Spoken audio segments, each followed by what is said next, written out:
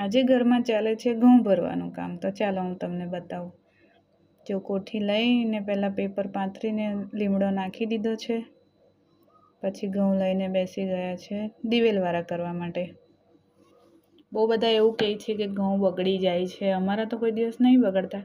હવે તમે આ રીતનું પણ એકવાર ટ્રાય કરજો. પછી એ કોઠીમાં આપણે આવી રીતે કોથળી લગાવી લેવાની છે. પછી એમાં બધા ઘઉં જે આપણે દિવેલવાળા કર્યા છે એ ધીરે ધીરે થોડા થોડા કરીને નાખી લેવાના. મસ્ત રીતે બધા ઘઉં આપણે દિવેલવાળા પહેલાં કરી લેવાના, પછી થોડા થોડા કરીને નાખી દેવાના.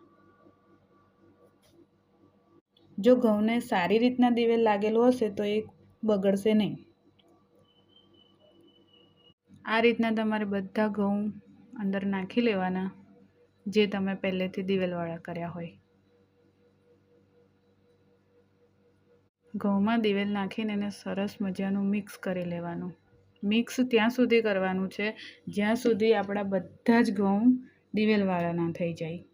કોઈ પણ દાણો આપણને એવો લાગવો ના જોઈએ કે આ દિવેલવાળો નથી. એટલે સરસ મજાનું મસ્ત રીતે આપણે દિવેલવાળા કરી લેવાના. ઓછું લાગે તો ફરી દિવેલ લઈ લેવાનું.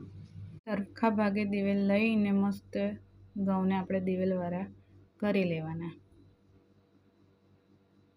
જો આ રીતનું કરશો તો તમારા ઘઉં પણ સારા એવા ટકી રહેશે.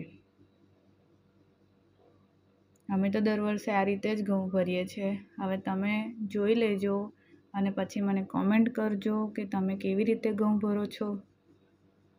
અને મારા વિડીયો ક્યાંથી જોવો છો તમારા ગામનું નામ અવશ્ય લખજો. આવી રીતે બધા ઘઉં અમે કોથળીમાં નાખી લીધા. પછી એને મસ્ત ફિટ બંધ કરવાનું છે આપણે.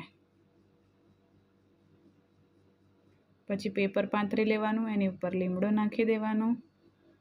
પછી એને બંધ કરી લેવાનું. Bye bye. Thank you video જોવા માટે.